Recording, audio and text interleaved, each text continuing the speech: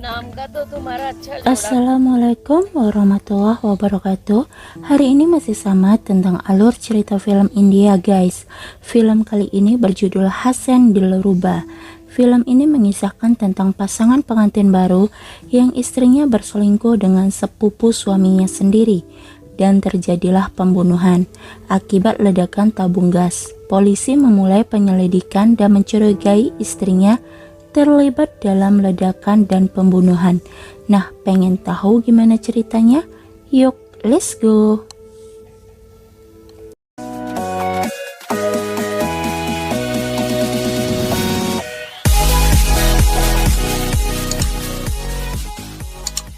Adegan dimulai dengan memperlihatkan seorang wanita cantik yang sedang memberi potongan-potongan daging pada anjing.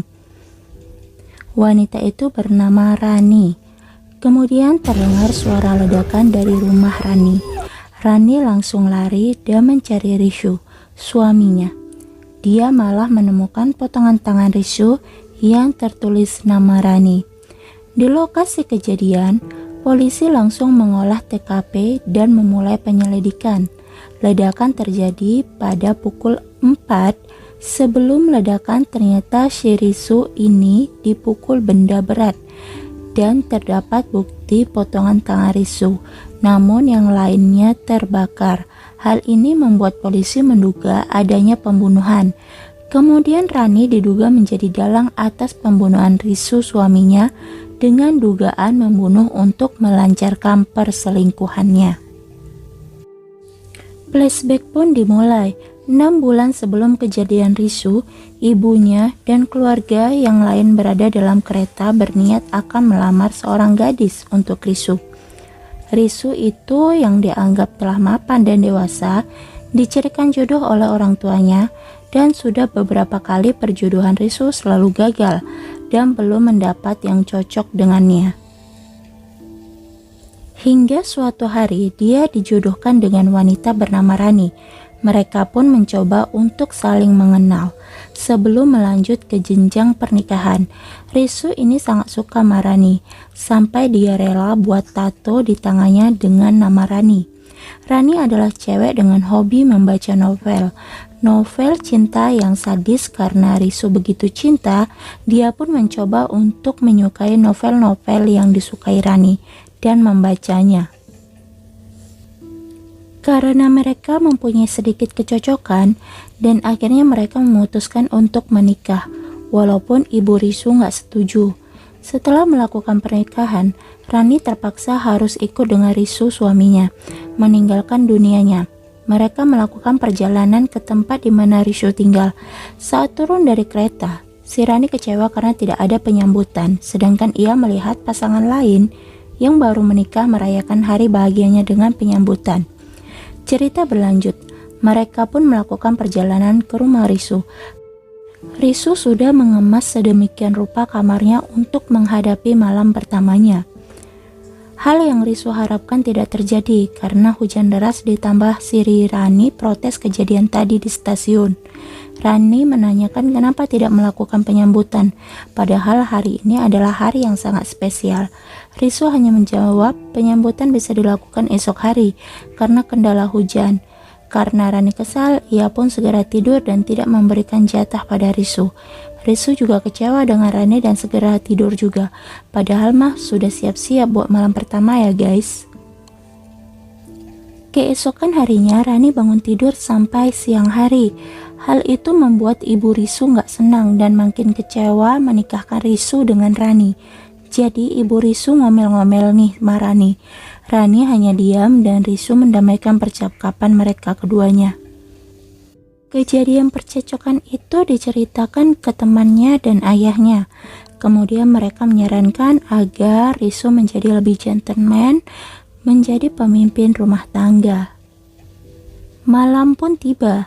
Rishu kembali mencoba untuk membelah duren si Rani. Di sisi lain, Rani pun sama mencoba untuk menggoda Rishu agar berperilaku liar kepadanya. Namun baru saja sedikit pemanasan, Risu sudah ejakulasi. Karena Risu malu, ia tidur dan menutup dirinya dengan selimut. Hal itu membuat Rani kesal. Si Rani melampiaskan kekesalannya pada Risu, dan Risu yang ketakutan kabur ke dalam toilet. Di dalam kamar, saat sedang melampiaskan kemarahannya, orang tua Rani menelpon menanyakan malam pertamanya. Rani pun menceritakan kelemahan suaminya. Tanpa disadari Rani, Risu ternyata menguping dari dalam toilet. Setelah kejadian itu, Risu kecewa dan berjanji tidak akan mencoba membelah duren Rani lagi dan mendiamkannya 1000 bahasa. Keesokan harinya, Risu mulai masuk kerja. Kawan-kawannya menanyakan kenapa ia masuk kerja, padahal seharusnya menikmati cuti pernikahannya. Ia hanya diam dan kesal ketika kawan-kawannya terus meledeknya. Awal ketidakharmonisan pun terjadi. Gara-gara ejakulasi dini dari sang suami, harusnya mencari solusi, tapi Risu malah lari dari kenyataan. Berjalannya waktu, Rani hanya didiamkan oleh Risu. Jangankan disentuh, ditanya juga enggak. Cerita berlanjut di mana Rani yang telah diperlakukan sedemikian itu meminta maaf dan mencoba untuk memberi kesempatan untuk melakukan malam pertama lagi kepada Risu. Risu marah dan menjelaskan kenapa ia memperlakukan Rani seperti itu. Rani lalu melepaskan isi hatinya dengan menyebutkan tipe pria yang ia sukai yang harusnya dimiliki suaminya.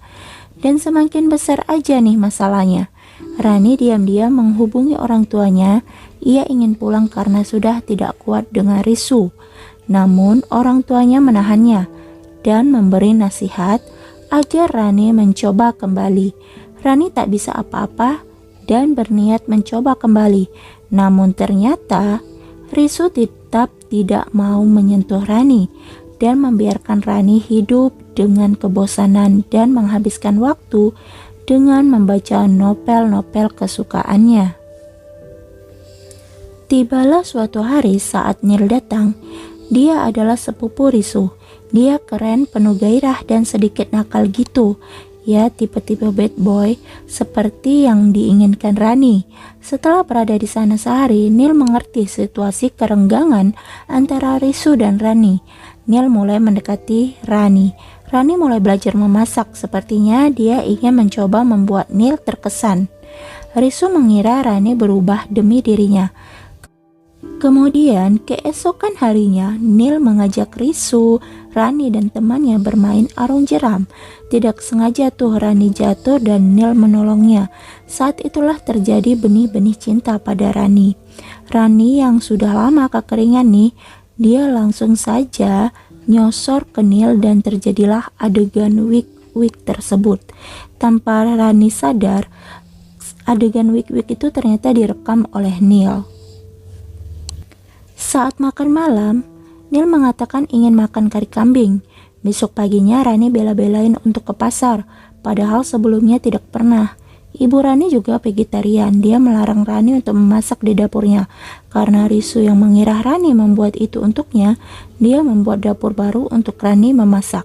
Nah, dapur inilah yang nantinya akan meledak. Singkat cerita, si Rani mulai sungguh-sungguh mencintai Neil. Rani akan mengakui semuanya dan memulai hidup baru bersama Neil. Keesokan harinya, Rani memasak kari kambing untuk Neil. Di sisi lain, Neil mengemas barangnya dan bersiap untuk pergi diam-diam. Ketika Rani ingin menyiapkan makanan untuk Neil, ia mendapati kabar dari ibunya Risu bahwa Neil yang sudah pergi. Tentu Rani tambah galau dong ya.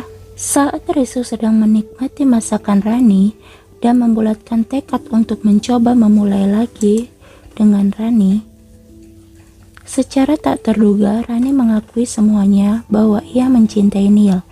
Ia pun berucap akan menyusul Neil dan memulai hidup bahagia bersamanya. Risu hanya terus makan dan memuji masakan Rani tanpa mengambil keputusan apapun setelah mendengar pengakuan itu. Cerita kembali di mana Rani masih diinterogasi oleh polisi. Polisi masih belum mencabut tuduhan terhadap Rani. Saksi didatangkan pun tidak menambah kemajuan penyidikan.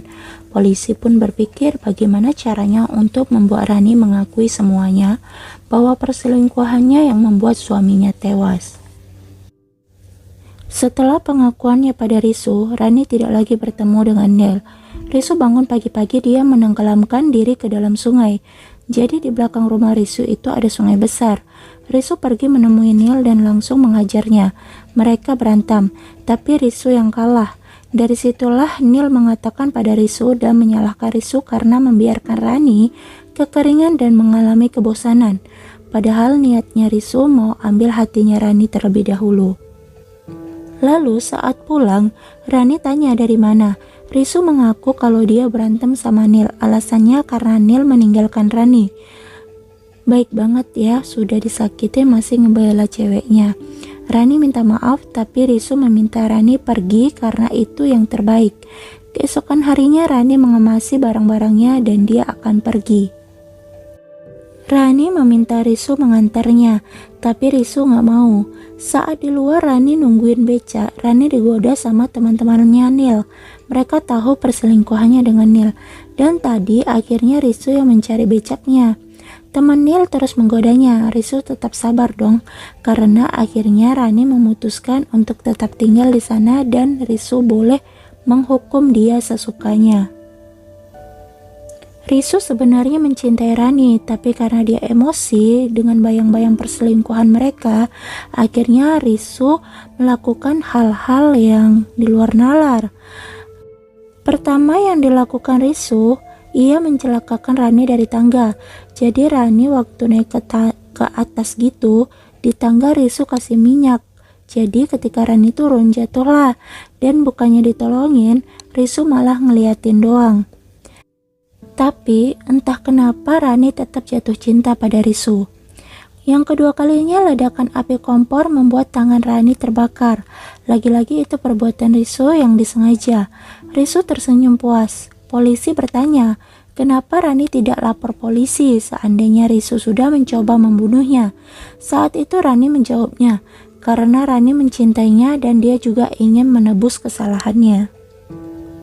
Kesal karena Rani terus mengutip novel Dinas Pandit, polisi meminta dia membawa sekalian ke sini Dinas Panditnya.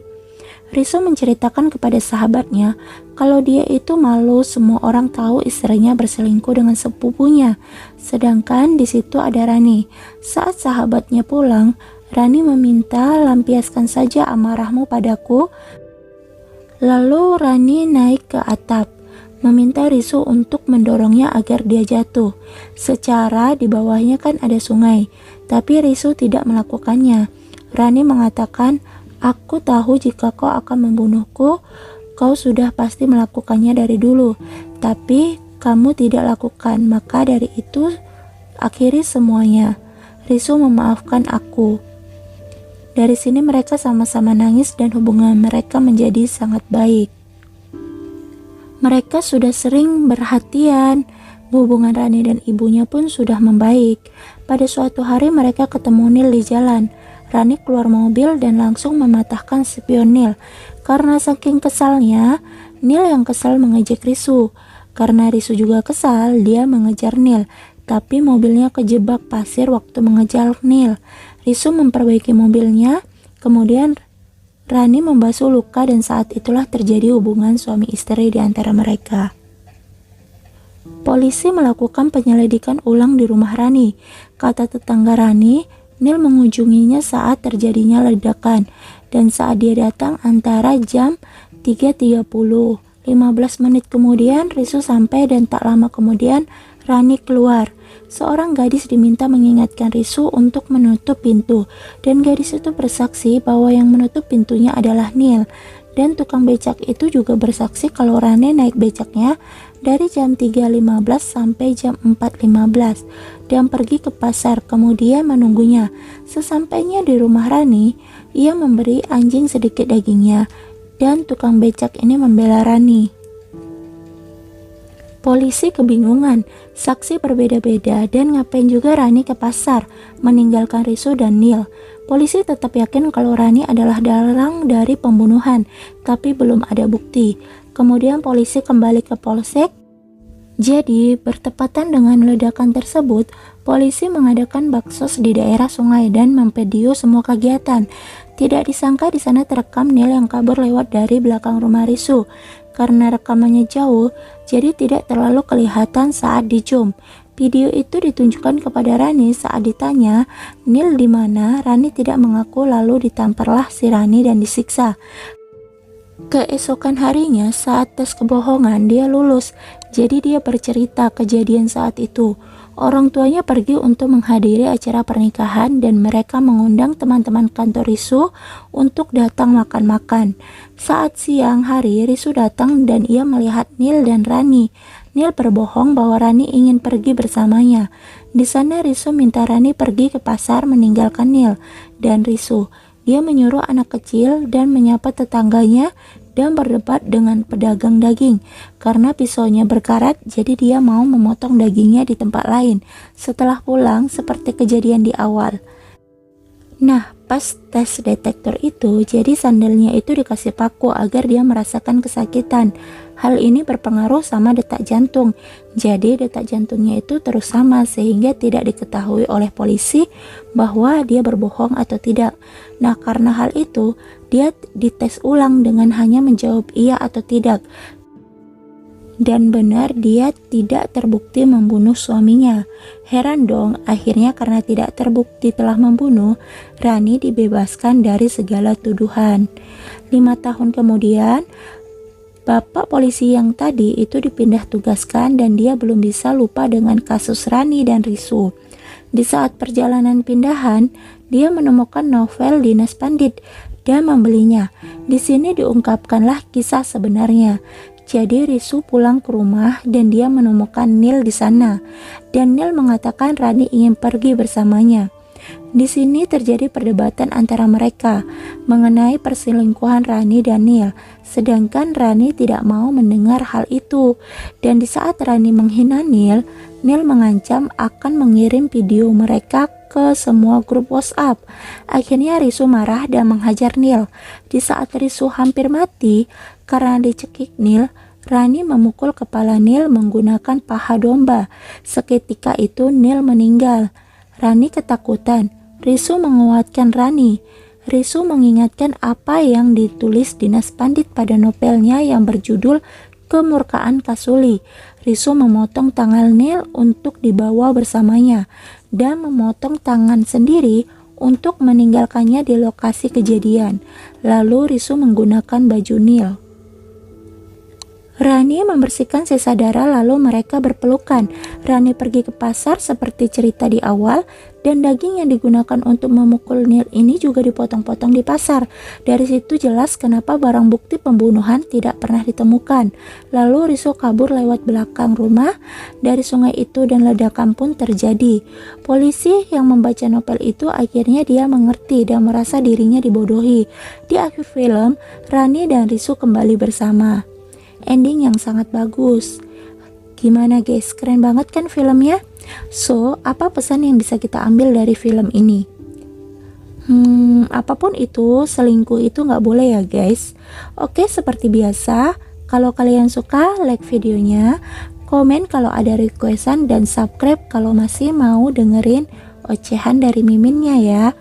Bye, wassalamualaikum warahmatullahi wabarakatuh.